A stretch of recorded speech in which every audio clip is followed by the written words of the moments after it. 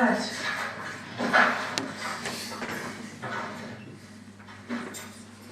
Okay. Who have we got here? Got any more new ones? Oh, yeah. I wasn't here. Hello. So. You've been there before that though? No. This is your first time? This is the first one. Okay. I've been at tournament. So. Oh, okay.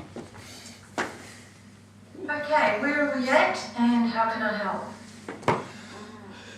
I suppose if you can talk about the nature of technology, that nature of technology strand, and just say how they can embed that into their report. Right. Okay, nature of technology. Have you got in front of you the definition of the nature of technology? Have you gone on the TechLink site? They've got the sheets that are available. They don't have it with them at the moment. So if you say anything, I'll just make a note of what you were doing and then give that to them afterwards. And it's the language of the report as well, how they're personalizing their report. I suppose it's just giving them some advice on how to do that.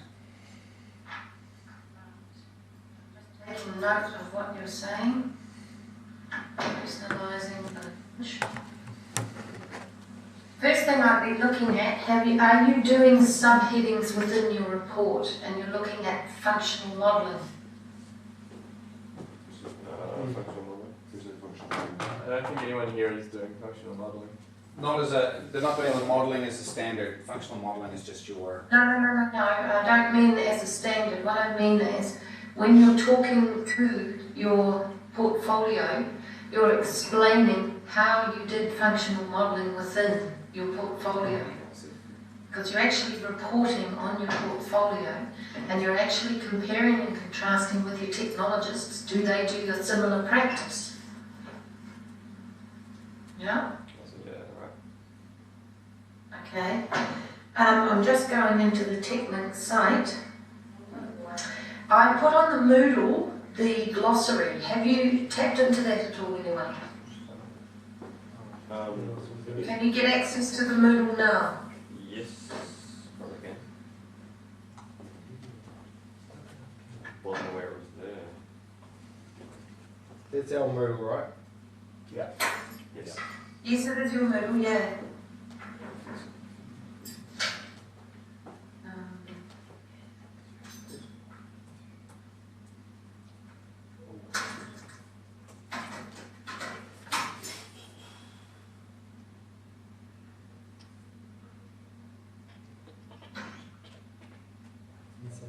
Technology such that. Yes. Something here. Right. Have you also accessed technology online? Any of you? That's where I was before. I've looked at the standard before. No. I've just looked at technology online and straight away I've looked at the nature of technology and have come up with the characteristics of technology. Okay? Now, the nature of technology is actually quite difficult to explain in a digital environment.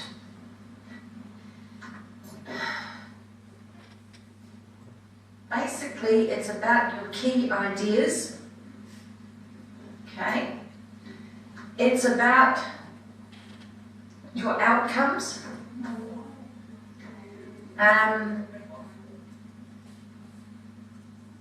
Give me some examples of what you're doing. It's about your technological knowledge. So do you mean specific examples in terms of areas of technology or in terms of general practice? So like general processes that you go through or like specific fields? It's a bit of both. Alright? Just a minute, I'm just trying to...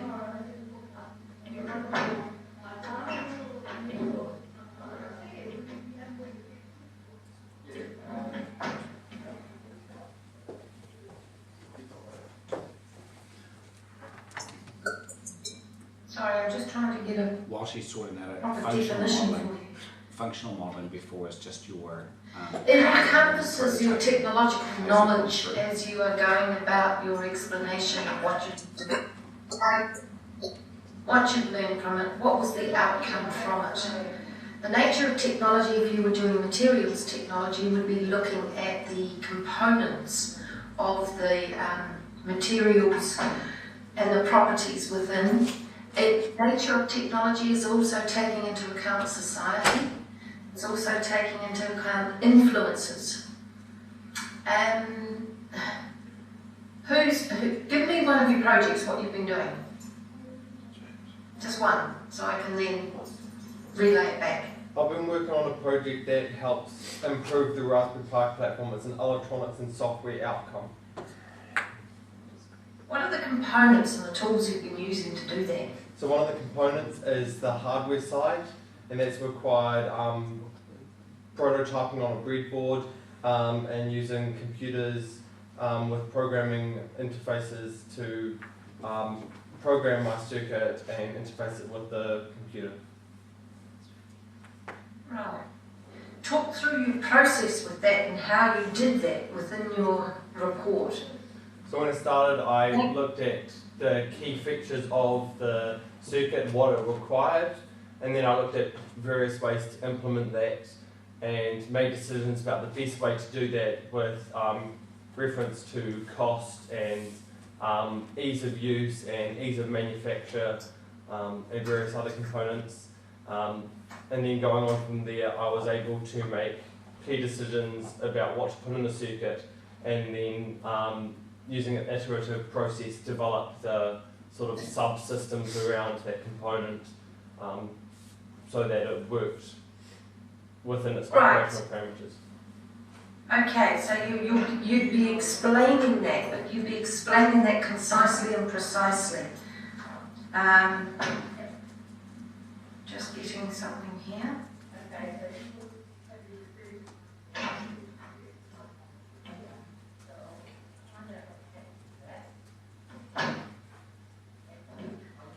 Nature of technology.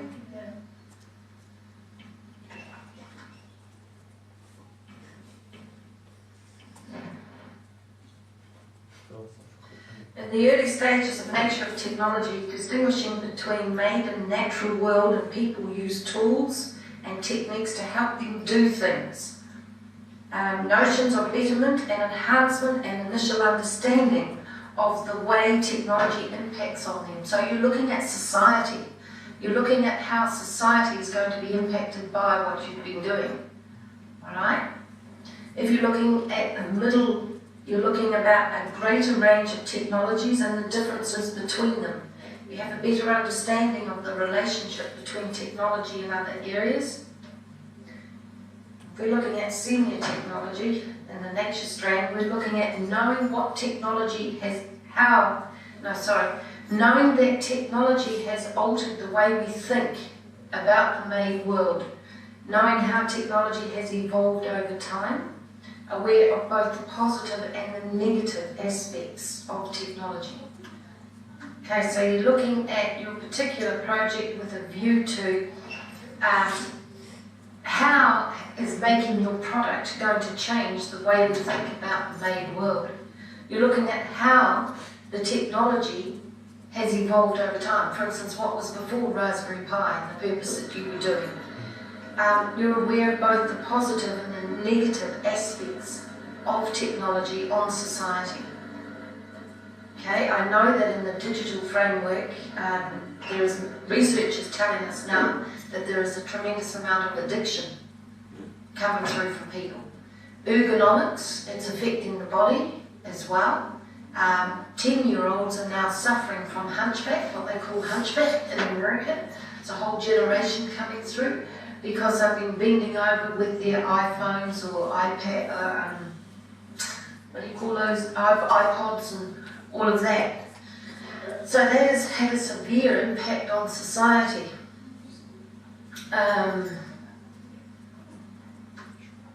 I will find some more resource material for you and put that up on your Moodle site because I didn't have it here with me.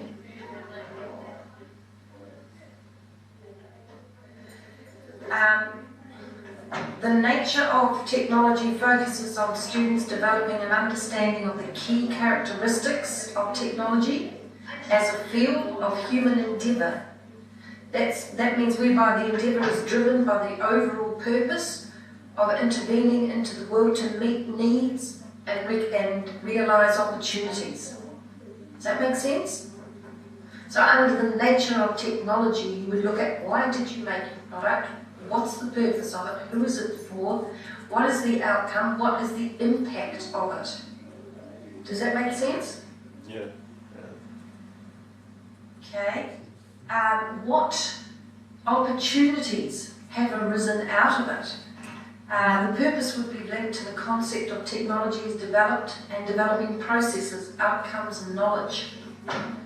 Understanding the unique nature of technological knowledge is also an important aspect in understanding the concept of technology. It defines technological knowledge as such, and not knowledge from other domains would be explored, as would the relationship, claims of technological knowledge and other domains. In other words, the purpose and concept of technology would be a key point within the technology, nature of technology strand. You're exploring historical and contemporary technological developments and understanding them in terms of social, so write down social, cultural, and environmental impacts. And what are the implications should be a key focus. So pick up those words, social, cultural, environmental impacts. So you're looking at how that will affect your stakeholder or stakeholders. Okay, I think I've touched on this when I've talked about sustainability, yeah? Longevity of your product. You're taking into account too the human influences of technological practice and outcomes. And this takes into account people's beliefs, values, ethical stances, and it can either promote or constrain tech development.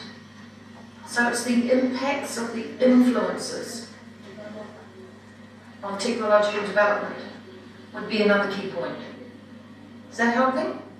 So is that basically how the world has either helped develop the outcome or impeded it in the wider sense?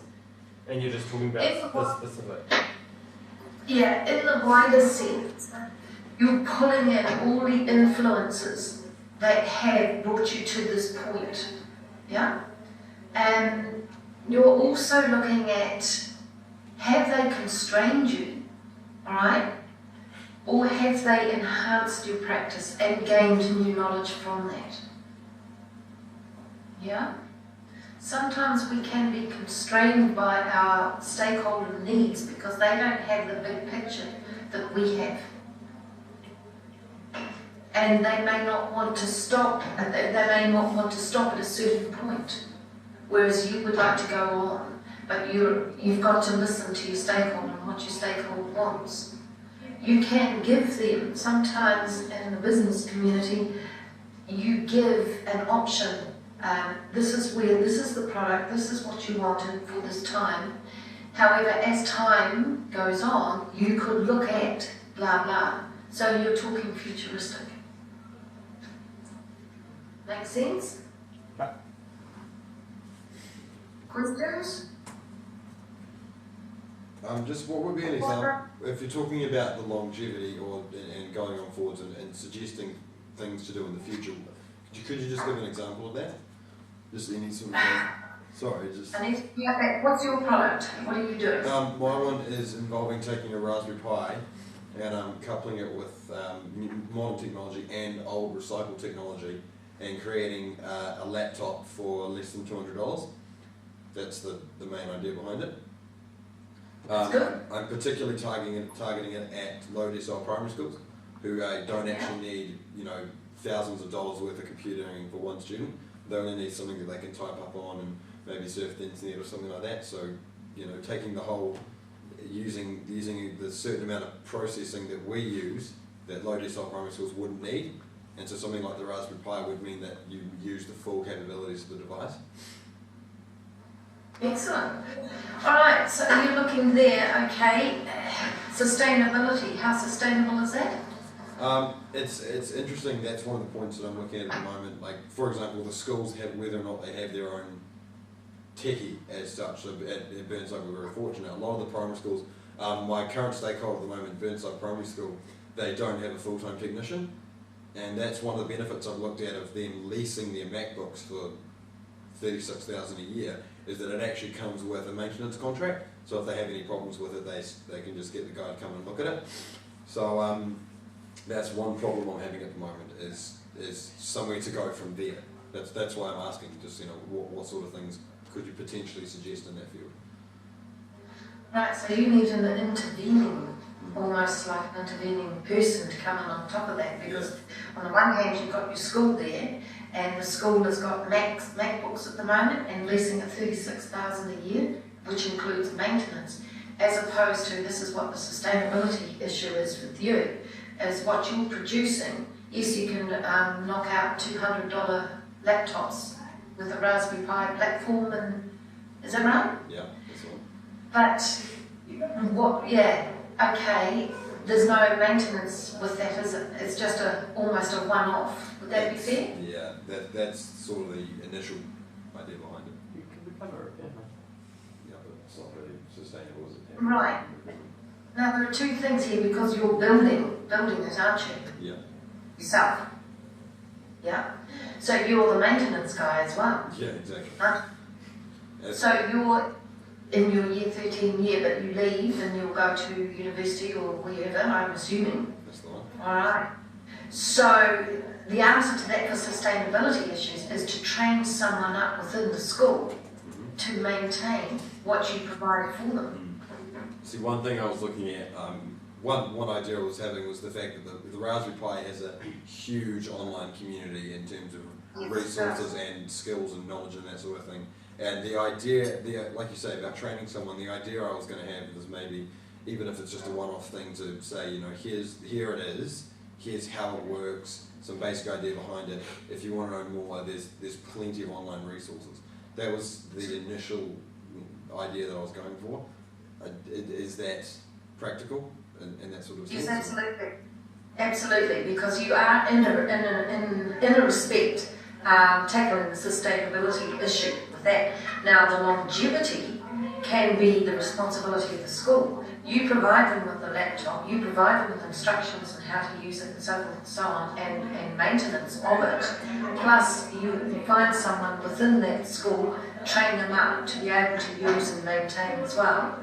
And then after that, because as we all know in the digital framework, our needs get bigger and bigger all the time.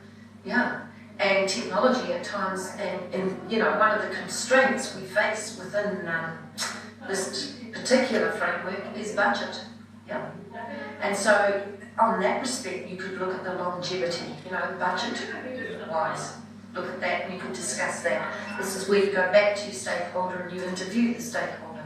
You talk to the stakeholder. I would have expected you would have done that as you were in your portfolio, as you were interviewing, and came back with the results of that. Yeah. Yep. So basically, you're handing them a package that deals with sustainability in their current need. Okay. So once they have all that package, all that wonderful instructions and sustainability, it is up to them after that, as their needs grow, to look for the longevity. Yes, they can tap into your knowledge, because your knowledge will always be growing. Yeah.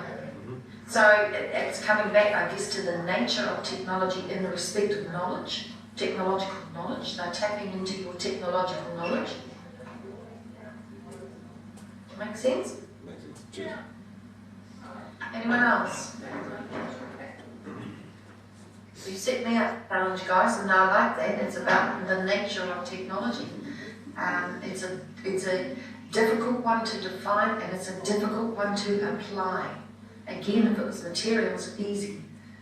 So to look forward to this, because I don't want to put you wrong. I may have ideas and I'm thinking I do, but I don't want to bring them out yet until I have full advantage of checking it out first.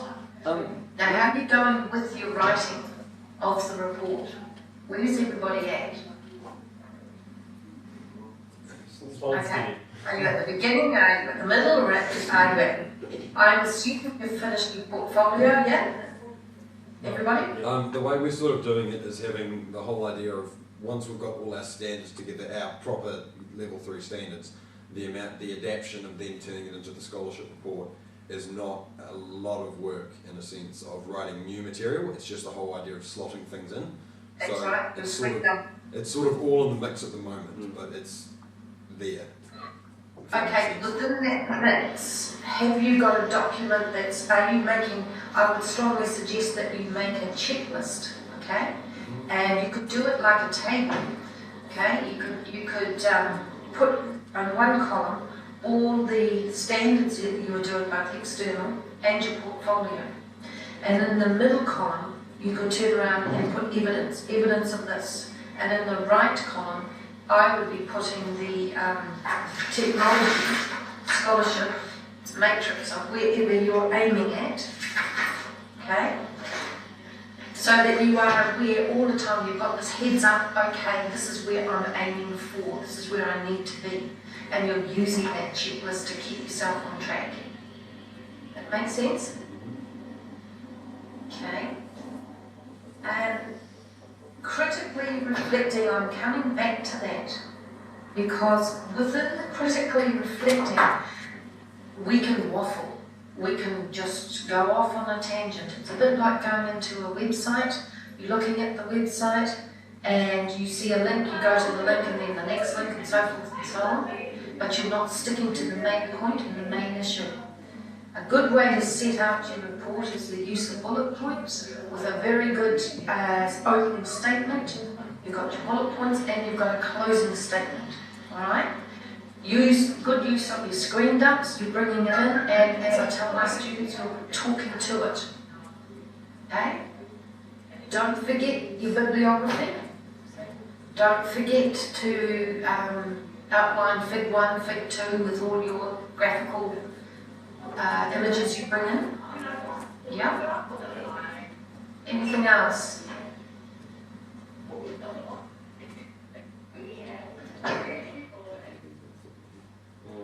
What would you need a bibliography for? Like, I know what bibliography is, but what sort of information would you be taking in that you'd need to... Sorry?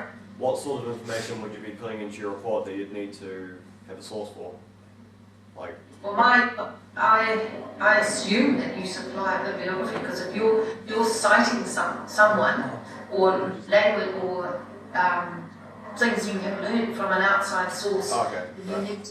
you need to let the person know where you got that. APA referencing, you know APA referencing? Yeah. Just your standard formatting that anyone uses in English and that sort of thing. Oh yeah, sure. So the one? It's APA referencing, just online. You have to keep them in alphabetical. I don't know what your school does, and I don't know what Mr. Crichton does, so... Official reference. Mr. Crichton, do you use APA referencing for bibliography? No. Okay. No. I mean, we can do if it's we can do. That's just the final touches, I suppose, doing that. Yeah, I was just talking. I had assumed that you supply bibliography with your report. Is that for the everything we do, or just for scholarship? Just for scholarship. No, I don't think. I don't even. Yeah, because you did it last year. Did you have to have a bibliography? Did they? No. Okay. No. That bibliography in their portfolio though? They had sources that they'd referenced, so they'd shown where they'd got things from. But I don't think I don't think they'd gone through and done APA. Okay, well, it's not necessary then, obviously. So when you're talking about how this technologist helped you and you gained new knowledge from it and how you applied that, etc., etc. That's functional modelling, all right? And if you cite someone, okay, then you do the same thing. You make a reference to, yeah. Anything else?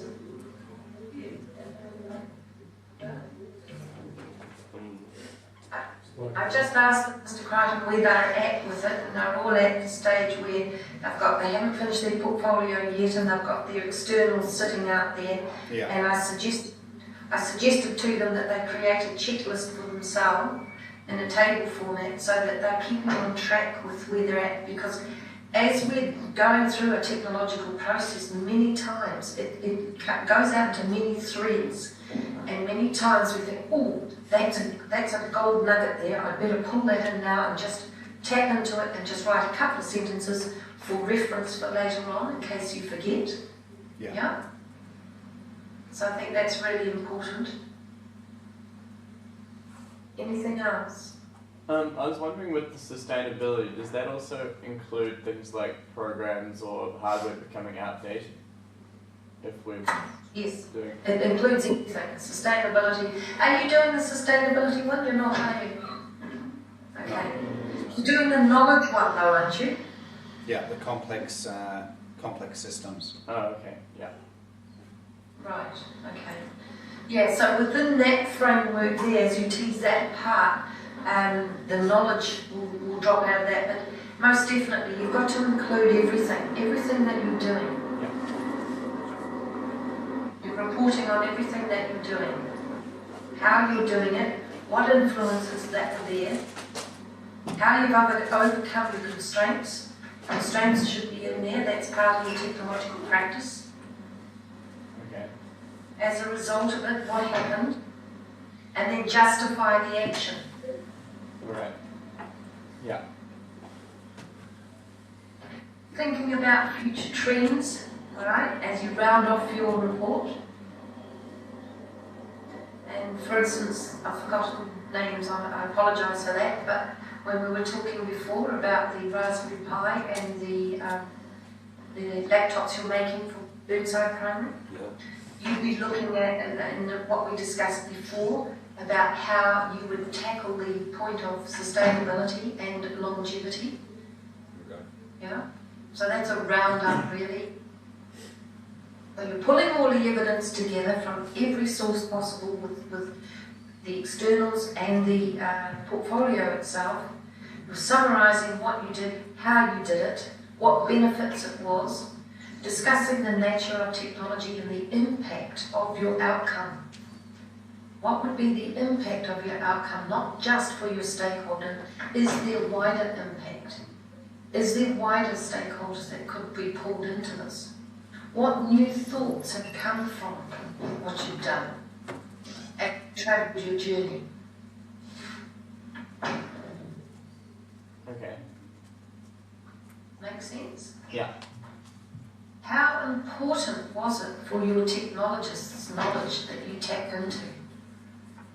How did you use that? Justify how you use that.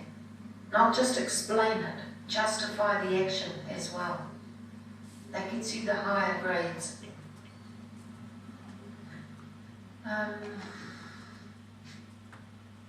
Thinking about what issues have arisen out of what you've produced. A technology project just doesn't stop at the outcome.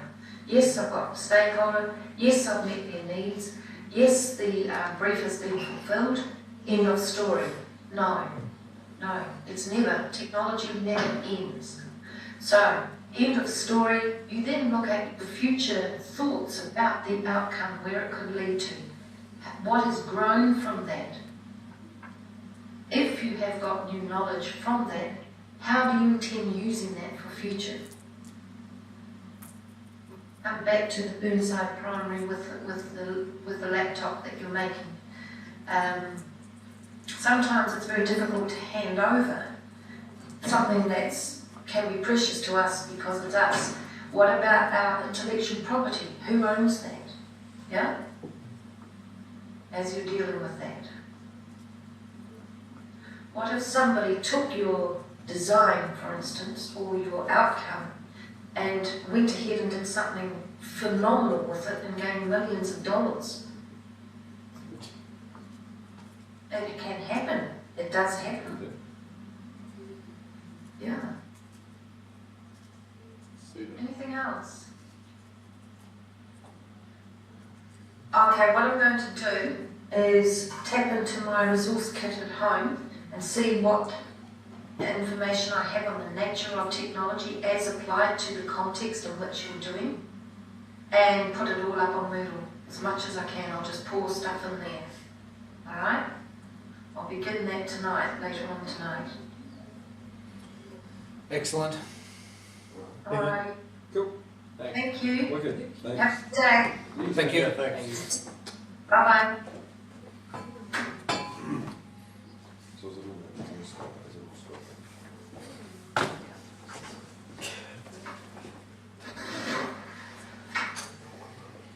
I'm trying to turn it off. Yeah, same. Is it the right remote? Oh, should be. Maybe. Might like it on the wall. No, Oh, but something something. No, I've seen it. Well, So with that bibliography, that sort of stressed a few people out. Don't worry about the bibliography. The bibliography is just where you got some of your resources from. Well, what resources are you going to use? So any resources, whether you were looking at, Photos. where you were talking to people, you were at, Right. if you were looking at websites. Yeah, come on. It's not a bibliography like books and magazines. It's who you talk to. So Yeah. sources, I guess. Yeah. The more sources that you put in there, that are like you're not going to have many book sources at all. Yeah. Yeah. But you might have looked at a number of websites to help you solve a few problems. Put that in. You might have had, where the guy from Dynamic Controls came in. Yeah. Just put his name in and the date he came and visited it. Done. what if you knew what ADA APA referencing is just really formal referencing, so it's kind of thing we use in publish standards. yeah. It's more for for true technical reporting, and when you read an actual report that someone's done at the very end, it's really formal referencing. You'd use it if you were doing a project that requires an awful lot of research and you were looking stuff up from books or from websites or from whatever it is. But APA referencing is a little bit over the top for what's required. For You end up spending more time on APA referencing than you're writing your report. Just ignore. All they want to see is that you've used other sources of Right, information. So But you said George doesn't use any. Did George use referencing at all? I don't think he used referencing at all, but he referenced. It's not necessary. No. He used internal referencing. So he talked about people that he saw, and he mentioned it's name dropping. Yeah. Oh, yeah. Sure. Like if you write a report and you don't drop a whole pile of names at the end, your report really is meaningless because you haven't talked to anyone that's actually studied the topic. So in your project, if you're doing something, you've got to name drop. Yeah. How you do that is you can do it internally by saying, oh, I looked at this and I went and studied this and I observed this and I did this and da da da da da. Same thing. Yeah. So will they accept like footnotes as us? Like I Footnotes is fine. say this Footnotes place is is fine. more around health than you. Like a bibliography, what it should be is just like, instead of APA referencing, it is like a bibliography of places, of things that you went to. But you don't need to go through and say, like I went to this specific website at this specific time, and this is the ISBN number. You don't need to go that far. So hopefully that keeps explaining a few things. It would have been much better, obviously, if we hadn't had those massive interruptions before the